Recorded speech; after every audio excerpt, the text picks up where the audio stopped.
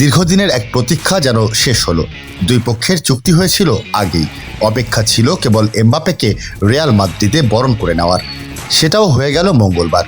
Santiago বের্নাবেউয়ে প্রায় ৭৫,০০০ দর্শকের সামনে ফরাসি তারকাকে পরিচয় করিয়ে দিল স্প্যানিশ ক্লাবটি। বিশেষ মুহূর্তটি আরও দ্যুতিময় হলো কিংবদন্তি জিনেদিন জিদানের উপস্থিতিতে। শুরু হলো বিশ্বকাপ জয়ী সময়ের সেরা ফুটবলারদের একজন কিলিয়ান এমবাপ্পের রিয়ালে নতুন অধ্যায়। একমাত্র ওয়ালটন এসি দিচ্ছে 1 বছরের রিপ্লেসমেন্ট গ্যারান্টি এবং কম্প্রেসারের 10 বছরের গ্যারান্টি। ক্লাবের জার্সি পরেই সমর্থকদের সামনে আসেন এমবাপ্পে। জার্সিতে চুমু এঁকে হাত নাড়িয়ে সমর্থকদের অভিবাদনের জবাব দেন তিনি। ক্লাবটির রীতি অনুযায়ী দর্শকদের সঙ্গে পরিচয় করিয়ে দেওয়ার আগে ক্লাব সভাপতি ফ্লোরেন্তিনো পেরেজ সান্তিয়াগো বার্নাব্যু ঘুরে দেখান এমবাপ্পেকে।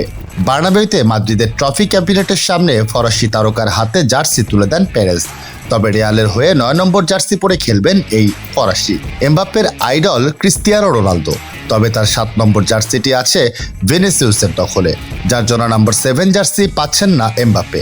তাকে খেলতে হবে 9 নম্বর জার্সি পরেই।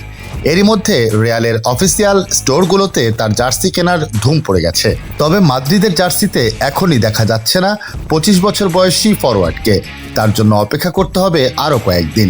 আগামী 1 আগস্ট যুক্তরাষ্ট্রে প্রীতি ম্যাচে এসি মিলানের বিপক্ষে প্রথমবার মাঠে নামতে পারেন ফরাসি এই তারকা।